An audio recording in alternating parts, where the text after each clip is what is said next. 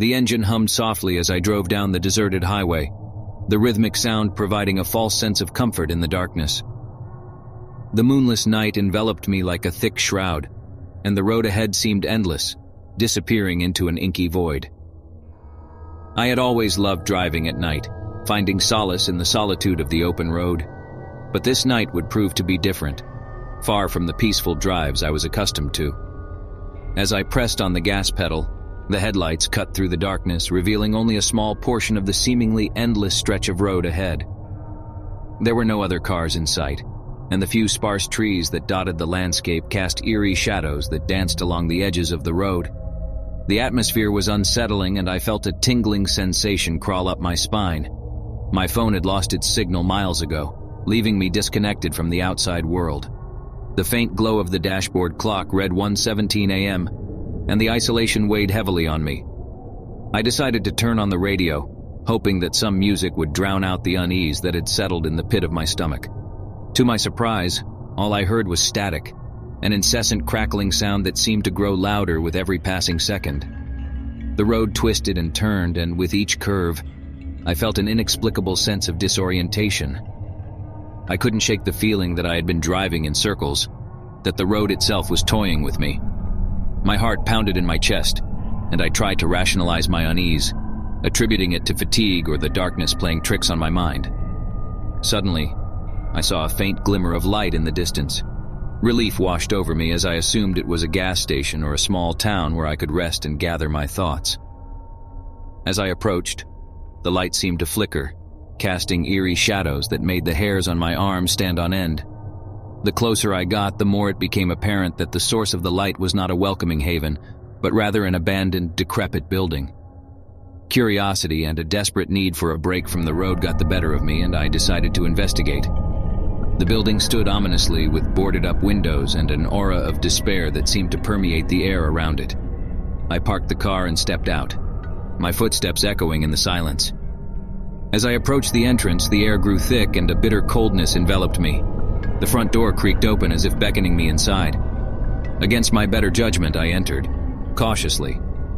The interior was filled with an eerie silence, broken only by the sound of my footsteps on the dusty floor. It felt as if I had stepped into another world, a place untouched by time. As I explored the desolate rooms, I caught a glimpse of something in the corner of my eye. A figure, tall and shadowy, darted behind a crumbling wall. My heart raced and I called out, "Hello? Is anyone there?" No response came, only an unsettling silence. I tried to shake off the feeling of being watched and continued exploring the darkened halls. The further I ventured, the more the building seemed to expand, its labyrinthine layout disorienting me. The walls appeared to shift, the once familiar surroundings now twisting into an unrecognizable maze. Panic set in and I quickened my pace, desperate to find an exit. But the more I ran, the more the hallways seemed to multiply, trapping me within their grasp. The shadows around me grew darker, taking on sinister shapes that seemed to mock my terror. In a moment of desperation, I called out for help, screaming at the top of my lungs. But my voice echoed back, distorted and haunting. The building had swallowed me whole, and I was trapped in its malevolent grip. Time lost all meaning as I stumbled through the seemingly endless corridors, my hope fading with each passing moment. It was as if the very fabric of reality had shifted, and I was caught in a nightmare from which I could not awaken. Just as I had resigned myself to an eternity of darkness, a faint glimmer of light appeared in the distance. It was the exit, the way out. I sprinted towards it, my heart pounding in my chest. As I reached the opening, I felt a rush of cold air and the building seemed to gasp, as if unwilling to release its hold on me. But I pushed through, stumbling out into the night. The stars above seemed to twinkle with relief and the moonlight washed over me like a gentle embrace. I collapsed to my knees, gasping for breath, grateful to be free from the clutches of that malevolent place. I staggered back to my car, my mind reeling from the night's horrors. As I drove away, I couldn't help but wonder if the building had been nothing more than a figment of my imagination, a manifestation of my own fears and anxieties. But deep down, I knew that what I had experienced was all too real. That forsaken building, lost in the darkness, held secrets and entities beyond comprehension. It was a place where the boundaries between worlds blurred, where time itself seemed to bend, To this day, the memory of that haunting highway and the malevolent building still haunts me.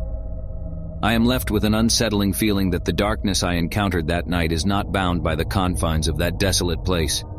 It lurks in the shadows, waiting for unsuspecting souls to wander into its grasp, forever lost in its chilling embrace.